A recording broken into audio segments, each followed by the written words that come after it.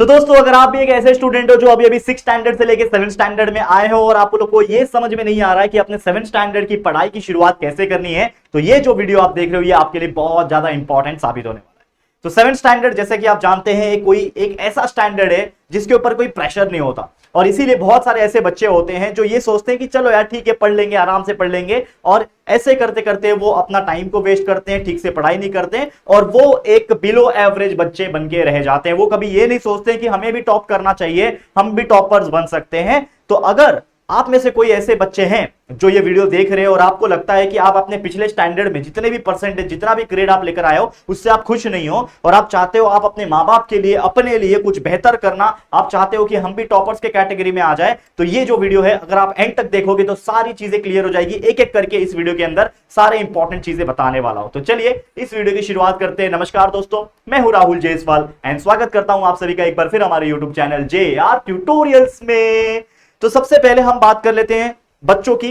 आपसे ये भी पूछना चाहता हूं, वैसे तो जो वीडियो आपको मिल रहा होगा लगभग जून के एंडिंग के आसपास मिल रहा होगा, लेकिन आप लोग ये चीज समझ लो कि अभी जून एंड हो जाएगा, इसका मतलब कहीं ना कहीं सारे बच्चों के जो स्कूल है वो रीओपन हो चुके होंगे, लेकिन फिर भी आप कंफर्मेशन के तौर पे आप कमेंट सेक्शन में जाके कमेंट करके बता दो कि यस सर, हमारे स्कूल जो है वो रिस्टार्ट हो गए। फटाफट से कमेंट कर देना कि आपके वैकेशन खत्म हो गए, स्कूल रिस्टार्ट हो गए, और अब हमें जो है सोचना पड़ेगा हमारे आने वाले भविष्य के बारे में। तो जैसे कि आप जानते हो, अभी आप 7 स्टैंडर्ड में ऑफिशियल तौर पे आ चुके हो, तो ये आपके लिए क्या है, एक न्यू शुरुआत है, एक न्यू बिगिनिंग है, और आपके लिए एक न्यू चैलेंज है। तो इसको क्या करना है, एक न्यू चैलेंज के रूप में लेना है। जो भी स्टैंडर्ड में आप लोग थे, अभी 6th में थे, तो आप लोग का परसेंटेज जो भी आता था, मान लो कि कुछ बच्चे ऐसे होंगे जिनके 90% 80% आए होंगे और शायद वो अपने परसेंटेज से खुश होंगे, लेकिन शायद आप में से कई सारे ऐसे बच्चे होंगे जो अपने परसेंटेज से खुश नहीं होंगे। तो आपको ये मैं क्यों बता रहा हूं, सबसे पहली बात, आप लोग मुझे सवाल पूछोगे कि सर हमेशा टॉप करना ही बेटर होता है क्या? तो मैं बोलूंगा कि देखो, टॉप करना बेटर नहीं होता, लेकिन टॉप नहीं करने से भी क्या ही मिलेगा आपको। तो इससे बेटर ये है कि जो मेरा मेन रिस्पॉन्सिबिलिटी है पढ़ाई के ऊपर, उसको मैं फुलफिल करूं। समझ में आ रहा है? तो मैं जितना हो सके पढ़ाई पे फोकस करूंगा, उतना मेरे लिए अच्छा रहेगा, क्योंकि 7 स्टैंडर्ड अगर मैं अच्छे से पढ़ लेता हूं, अच्छे परसेंटेज निकाल लेता हूं, तो एक हैबिट बन जाएगी। फिर 8th में भी वही करूंगा, 9th में भी वही करूंगा, और उसके बाद जो 10th स्टैंडर्ड आएगा आज से 2-3 साल के बाद आप लोग के लाइफ में, वो 10th स्टैंडर्ड आपके लाइफ का सबसे इंपॉर्टेंट स्टैंडर्ड होगा, क्योंकि 10th स्टैंडर्ड में जो परसेंटेज स्कोर किया जाता है, वो पूरा परसेंटेज के हेल्प से आप लोग को अच्छे कॉलेजेस में एडमिशन मिलता है। और एक बार अच्छे कॉलेज में एडमिशन आपको मिल गया ना, फिर आपकी लाइफ सेट है। फिर आप अच्छे से 11वीं 12वीं पढ़ के और आगे जाके आप इंजीनियरिंग, मेडिकल फील्ड, ठीक है, डॉक्टर, इंजीनियर, सब कुछ बन सकोगे, लेकिन उसके लिए आज आप लोग को मेहनत करना पड़ेगा। ठीक है, तो जो भी स्टैंडर्ड में मार्क्स आपके पिछले आए हैं उसको भूल जाओ, कोई बात नहीं। वैसे आप कमेंट कर सकते हो कि आपको 6 स्टैंडर्ड में, यानी अपने पिछले स्टैंडर्ड में, 6 स्टैंडर्ड में कितने मार्क्स मिले, कितने परसेंटेज ओवरऑल आए हैं, फटाफट से कमेंट करके बताना, ताकि हमें भी पता चल सके। ठीक है, अब आगे तैयारी करनी है, अब कुछ बड़ा सोचने का समय आ गया है। जो बच्चे 5वीं 6वीं में अच्छा स्कोर नहीं कर पा रहे थे, अब आपके लाइफ में एक मौका मिलने जा रहा है कि अपने 7 स्टैंडर्ड को आप मजबूत बना सकते हो, बहुत ज्यादा स्ट्रॉन्ग बना सकते हो। तो उसके लिए आपको करना पड़ेगा मेहनत। ठीक है, तो मैं क्या बोलूंगा, अपने आप को पहले तो अपग्रेड करो, जितना हो सके अपने आप पे ध्यान देना। ठीक है, दूसरा कि ये जो है ये 7 स्टैंडर्ड है, करेक्ट। अब ये 7 स्टैंडर्ड ये 6 स्टैंडर्ड जैसा नहीं है, क्योंकि 6th में सब्जेक्ट तो सेम रहेंगे, साइंस रहेगा, मैथ्स रहेगा, हिस्ट्री ज्योग्राफी सिविक्स रहेगा। 7 स्टैंडर्ड में भी मैथ्स से, साइंस से, हिस्ट्री ज्योग्राफी सिविक्स होने वाला है, लेकिन फर्क क्या है, यहां पे सिलेबस बदल रहा है।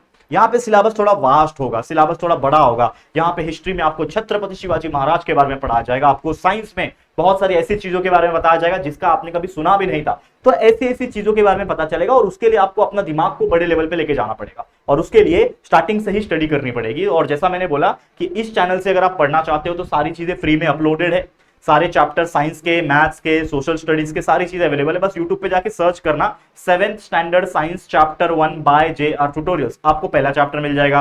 दूसरा पढ़ना है 7th science chapter 2 by JR tutorial. वैसे अलग अलग सब्जेक्ट के लिए मैथ्स पढ़ना है तो 7th maths chapter 1 by JR tutorial. इस प्रकार से जब आप सर्च करने लगोगे तो आपको हमारे सारे लेक्चर्स मिल जाएंगे, एक एक करके लेक्चर्स देखो और पढ़ना जो है वो स्टार्ट कर देना। ठीक है, तो इस प्रकार से सारी चीजें जो है वो आपको मिल जाएगी, करेक्ट है।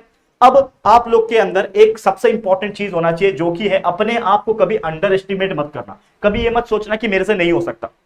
बहुत सारे ऐसे बच्चे हैं जो ये सोचते हैं कि यार मैंने ना 50-60% की कभी ऊपर स्कोर किया ही नहीं, मैं कितना भी मेहनत करूं मुझे याद ही नहीं होता है। तो अगर आप भी ऐसा सोचते हो ना, तो कहीं ना कहीं आप अपने आप को छोटा महसूस करा रहे हो, आप अंडर एस्टिमेट कर रहे हो। तो अंडर एस्टिमेट बिल्कुल नहीं करना है, प्रॉपर तरीके से मेहनत करना, एक बार कोशिश करके तो देखो, तो शायद सफलता मिल जाएगी। जो इंसान कोशिश ही नहीं करेगा तो भाई तो फेलियर तो निश्चित है। तो ये चीज ध्यान में रखना, अंडर एस्टिमेट नहीं करना है। तो सबसे पहले कोई प्रेशर तो है नहीं आपके ऊपर कि कोई बोर्ड एग्जाम है, 7वीं के बच्चे हो यार, तो लाइफ में मजा मस्ती सब कुछ करना है, क्योंकि ये वक्त दोबारा लौट के नहीं आएगा। आपके स्कूल्स में बहुत सारे नए स्टूडेंट्स आपको मिल रहे होंगे, नए फ्रेंड्स बनेंगे, पुराने फ्रेंड्स मिलेंगे, नए टीचर्स मिलेंगे। तो ये जो जर्नी है ना, ये जो चीजें चल रही है ना, उसको मजा भी करो, एंजॉय भी करो, लेकिन साथ साथ में पढ़ाई इतना दमदार कर लेना कि अपने सारे क्लास स्टूडेंट्स के सामने, टीचर्स के सामने आपका नाम बहुत बड़ा हो जाए, आपका पहचान बन जाए। इस प्रकार से आपको मेहनत कर देना है। और इसके लिए सबसे पहले आप अपना सिलेबस देखना स्टार्ट कर दो कि क्या क्या है। टेक्स्ट बुक होगा आपके पास, खरीद लिया होगा, तो टेक्स्ट बुक को हर पेज को पलट पलट के हर सब्जेक्ट का देखो कि क्या क्या दिया है। तो इससे आपको समझ में आएगा कि इस स्टैंडर्ड में इस पूरे साल हम लोग क्या क्या पढ़ने वाले हैं, तो थोड़ा बेसिक समझ में आ जाएगा। ठीक है, अब उसको फिर पढ़ना स्टार्ट करो कंसेप्ट। तो कंसेप्ट के लिए हमारे लेक्चर्स आपको हेल्प करेंगे, बाकी आप ट्यूशंस एंड स्कूल्स हो जाते ही हो, वहां से भी आप नॉलेज गेन करोगे। और बाकी कोई भी दिक्कत है, आप सीधा हमारे यूट्यूब चैनल पे आके कभी भी कितने बजे भी आपको चाहिए तो आप बस YouTube पे आ जाना और हमारे चैनल का नाम सर्च करके जो चैप्टर पढ़ना है, जो स्टैंडर्ड का, वो लिख के एंटर कर देना, आपको वीडियो मिल जाएंगे। या तो हमने प्लेलिस्ट भी बना रखा है, प्लेलिस्ट में भी आपको सारी चीजें मिल जाएगी, तो वो स्टार्ट कर देना। ठीक है, अब आपको 5 और सिंपल स्टेप बताने वाला हूं जो कि इस वीडियो के एंड में होगा, और वो बहुत इंपॉर्टेंट है, मिस मत करना। तो इस वीडियो को आखिरी तक देखना, वहां पे आपके लिए 5 स्पेशल टिप्स देने वाला हूं। वो टिप्स क्या है याद रखना। लेकिन उसके पहले जैसे मैंने बोला कि अब आपको समय है हार्डवर्क करने का। जितना 6th स्टैंडर्ड में आपने स्टडी में हार्डवर्क किया है, उससे कई गुना ज्यादा हार्डवर्क इस साल करना पड़ेगा और अपने आप को प्रूफ करना है। और प्रूफ करने का सबसे बेस्ट मौका आपको मिलने जा रहा होगा। कब मिलेगा? फर्स्ट यूनिट टेस्ट में। आपके लगभग जुलाई एंडिंग या फिर अगस्त के शुरुआत के हफ्तों के अंदर ना आपका पहला यूनिट टेस्ट एग्जाम होगा, जिसमें हर सब्जेक्ट के लगभग 3-3, 4-4 चैप्टर आते हैं। तो आपको अभी से क्या करना है ना, हर पहला दूसरा चैप्टर्स को पढ़ना स्टार्ट कर देना है। वीडियोस देखो, सारा कंसेप्ट क्लियर हो जाएगा, अंडरस्टैंडिंग हो जाएगी, चैप्टर्स का मीनिंग समझ में आ जाएगा, फिर क्वेश्चन के आंसर्स फटाफट से याद करना शुरू कर देना है। तो इस प्रकार से आपको चीजें करनी है। ठीक है, ये ध्यान में रखना है। ठीक है, स्टार्ट जितना अर्ली करोगे उतना ही जल्दी खत्म हो जाएगा। और भले ही सब्जेक्ट्स जो है वो थोड़े बहुत डिफर करेंगे, सब्जेक्ट्स के मतलब पैटर्न डिफर करेंगे, नॉट सब्जेक्ट तो सेम रहने वाला है, लेकिन सब्जेक्ट का जो पैटर्न है, जो सिलेबस है, वो थोड़ा सा डिफर करेगा, लेकिन बाकी चीजें सेम रहेगी। ठीक है, और जैसा मैंने बोला कि सारे सब्जेक्ट के हर चैप्टर लेक्चर वीडियोस आपको मिल जाएंगे। प्लेलिस्ट में भी आप जाओगे तो सारे फोल्डर्स हैं, उनमें आपके सब्जेक्ट्स के सारे चैप्टर्स के लेक्चर वीडियोस है, या तो डायरेक्टली सर्च कर सकते हो। बाकी एक और सबसे इंपॉर्टेंट चीज, आपके वैकेशन खत्म हो गए हैं, स्कूल स्टार्ट हो गए हैं, तो आपको एक टाइम मैनेजमेंट की जरूरत पड़ेगी, टाइम टेबल की जरूरत पड़ेगी। तो एक time table, time management strategy video already मैंने अपलोड कर दिया है इसी चैनल के ऊपर 1 हफ्ते पहले, तो वो वीडियो स्क्रॉल कर लेना वीडियो सेक्शन में आके, और आपको वो वीडियो मिल जाएगा। वो वीडियो को भी देख लेना कि किस प्रकार से आप टाइम मैनेजमेंट कर सकते हो, कितना पढ़ना चाहिए, कितना नहीं पढ़ना चाहिए, मॉर्निंग में, आफ्टरनून में, नाइट में, उसके हिसाब से एक बेहतरीन टाइम टेबल मैंने बना के दिया हुआ है। तो प्लीज एक बार चेकआउट कर लेना। ठीक है, अब चलते हैं वो 5 सबसे इंपॉर्टेंट स्टेप्स जो मैं आपको बताने जा रहा हूं। सबसे पहला, आप एक स्टूडेंट हो, मुझे बताओ आपके लाइफ में सबसे ज्यादा इंपॉर्टेंट चीज क्या है?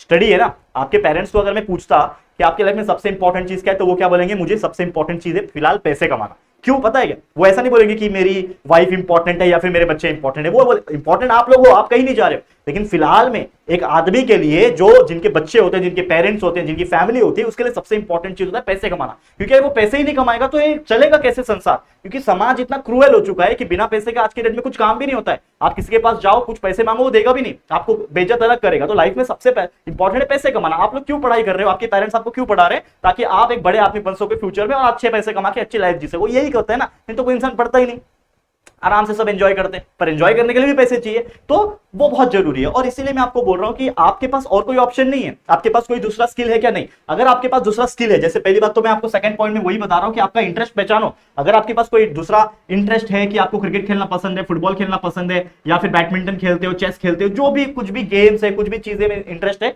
तो साइड बाय साइड उसके ऊपर भी ध्यान देना और पढ़ाई तो करते रहना है। क्योंकि बाई चांस अगर ये जो एक्स्ट्रा वाली चीजें हैं, जो स्पोर्ट्स वाली चीजें हैं, वो वर्कआउट नहीं होती, आप उसमें सक्सेसफुल नहीं बनते, तो आपकी पढ़ाई आपको आगे लेके जाएगी। और जो बच्चे को कुछ नहीं आता पढ़ाई के अलावा, वो सिर्फ अच्छे से पढ़ाई करे, पढ़ाई के दम पे ही वो अपने लाइफ में कुछ अच्छा इंसान, कुछ अच्छा करियर बना सकता है। इसके अलावा अगर कोई भी चीज सीखना है तो यही अच्छी उम्र है धीरे धीरे करके चीजें सीखने की। छोटी छोटी चीजें से चालू कर सकते हो, आप फोटोग्राफी से चालू कर सकते हो, आप वीडियो एडिटिंग से चालू कर सकते हो, आप वीडियो बनाने से स्टार्ट कर सकते हो। बहुत सारी अच्छी अच्छी चीजें हैं, लेकिन अच्छी चीज नहीं करना, छपरी वाली हरकत मत करना। अच्छी वाली चीजें करोगे तो वो बेटर हो जाएगी, धीरे धीरे करके स्किल्स डेवलप हो जाएगा आपका। और भी बहुत सारी चीजें, कंप्यूटर सीखना, ठीक है ना, कुछ ऐसे वीडियोस है जिनको देख के हमें बहुत अच्छा स्किल सीखने मिलता है। तो YouTube पे बहुत सारी चीजें अवेलेबल है, फ्री में अवेलेबल है, आप पढ़ना स्टार्ट कर दो। तो पढ़ाई तो करना ही है, लेकिन एटलीस्ट 10% टाइम निकाल के थोड़ा सा स्किल्स के ऊपर भी ध्यान देना है। इसके अलावा अपने कंसेप्ट पे ध्यान देना है। कंसेप्ट मतलब पढ़ाई वाले कंसेप्ट, जितना हो सके कंसेप्ट समझना। अगर आपको हर चैप्टर का मतलब पता है, जैसे कि मैं आपको पूछूंगा कि एडाप्टेशन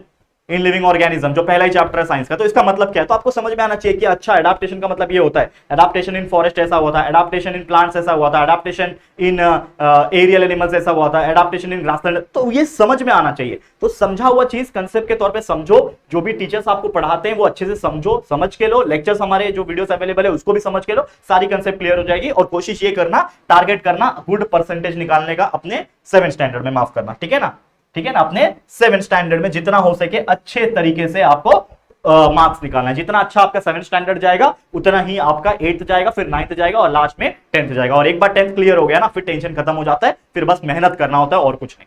समझ में आ गया? तो उम्मीद करता हूं कि ये जो वीडियो था वो आपके लिए बहुत ज्यादा हेल्पफुल रहा होगा। अगर आप इस वीडियो को सीरियसली लोगे और उसके ऊपर काम करना स्टार्ट करोगे, लेक्चर्स देखोगे, कंसेप्ट समझोगे, याद करोगे, अच्छे मार्क्स निकालोगे, तो डेफिनेटली एक अच्छी हैबिट आपके अंदर आ जाएगी और डेफिनेटली आपसे हर कोई खुश भी रहेगा, आपके पेरेंट्स भी आपको प्राउड फील करेंगे। ठीक है, चलो आज के लिए इतना, इसी के साथ इस वीडियो को एंड करता हूं और उम्मीद करता हूं ये वीडियो आप लोग के लिए बहुत ज्यादा इंपॉर्टेंट होने वाला है, होगा। ठीक है, तो जरूर से अपनी राय और कमेंट सेक्शन में फीडबैक आप दे सकते हो। वीडियो पसंद आया, दिल से अच्छा लगा है तो प्लीज वीडियो को लाइक कर देना है, शेयर करना अपने सभी दोस्तों के साथ। और अगर पहली बार आया हो चैनल पे, अभी तक चैनल को सब्सक्राइब नहीं किया तो प्लीज हमारे चैनल को सब्सक्राइब करके बेल आइकन को प्रेस कर देना। ठीक है दोस्तों, चलो फिर जल्दी मिलेंगे एक और नई वीडियो में, तब तक के लिए thank you and good bye.